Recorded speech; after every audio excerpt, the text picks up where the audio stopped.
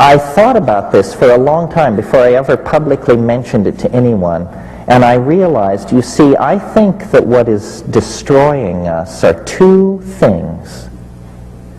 Number one, an uncontrolled rise in population that wipes out every good intention, every social program, every expansion of agriculture succumbs to expanded population. This is destroying us. The other thing that is destroying us is that we are not properly utilizing the intelligence, talent, and so forth of half of our population, the female half of the population. Now, people say that we must, women must be promoted to professional positions and power positions, and of course this is true, and I agree, but what is really holding women back is that they spend a staggering amount of their creative lifespan raising children. And if every woman were to bear only one natural child, the population of the planet would fall by 50% in 40 years. Without wars, epidemic diseases, it would just naturally fall in half. Now, I don't think very many people have ever considered this possibility. We tend to think that our problems are insoluble. They are not insoluble. Furthermore, it turns out, and here's news nobody likes to hear, a child born to a woman in Santa Cruz compared to a child born to a woman in Bangladesh, that child will use between 800 and 1,000 times more resources than the Bangladeshi child in its lifetime. So where do we preach population control? The third world, because that's where all the people are. But that's not the problem.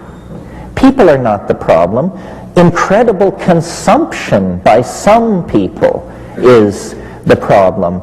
It would be possible to imagine a world where governmental institutions or whoever's running things could go to women and say, how would you like to have vastly increased leisure time? How would you like to have an increased expendable income?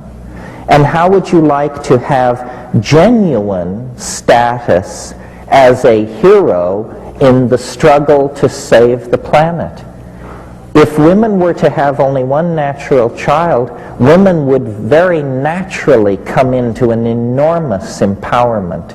No one, no institution could deny it to them. And interestingly enough, this is not a plan where men, who have always been the planners and the managers of plans, play much of a role at all. Well, I just pass that off in case you don't want to put your trust in the transcendental object at the end of the world. Then the most politically conscious thing, apparently from the mushroom's point of view, that you could do is encourage those kinds of policies and that kind of attitude. How many unnatural children? Are there unnatural children? Oh dear, still carrying a grudge? Leave it. Leave it to Saddam.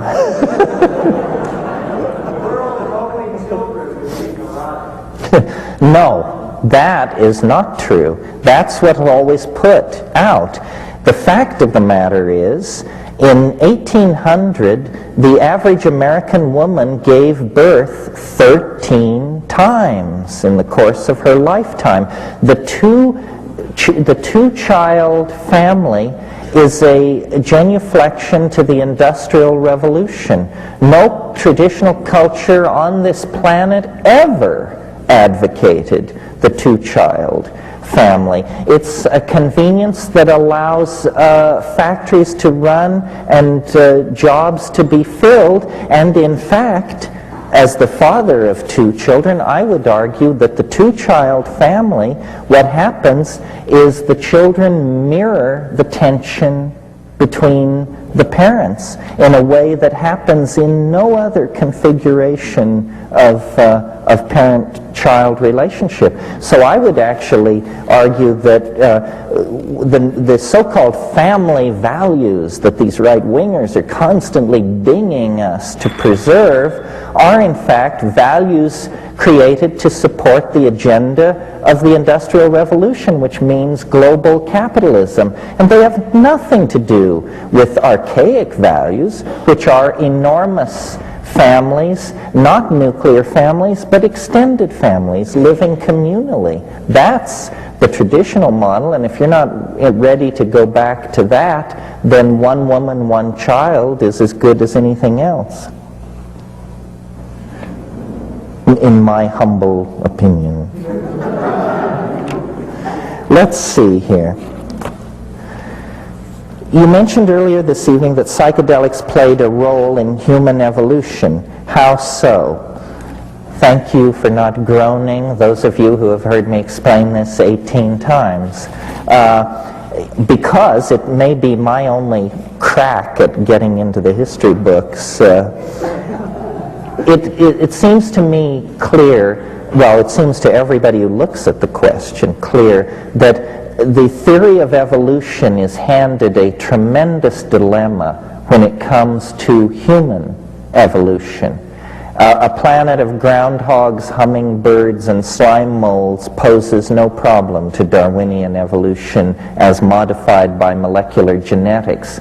We pose a problem, specifically our brain, and its doubling in size in less than 2 million years is very difficult for the theory of evolution to explain.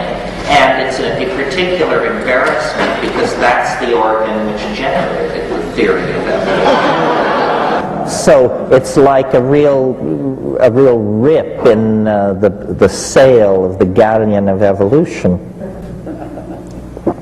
I believe, and everyone believes, that there must have been extraordinary selective pressures of a unique sort upon our early ancestors to have produced the human brain in such a short amount of time. And I think that the answer, and I don't want to go into it in detail tonight, but briefly, here's what it is. And it explains a lot about our sexuality and our politics and so forth. All primates, clear back to squirrel monkeys and like that, have what are called dominance hierarchies. We all know what this means. It means that the hard-muscled, long-fanged young males run roughshod over everybody else. The women, the children, homosexuals, the old, everybody gets their marching orders from the dominant males. This is true throughout the primates, and it is true of us as we sit here this evening. That's what's screwing up our politics and making us the situation with women and so forth and so on, and it can be argued to other social problems as well. I believe that psilocybin, because it dissolves boundaries, is uniquely positioned to mitigate against this tendency toward male dominance for a number of reasons.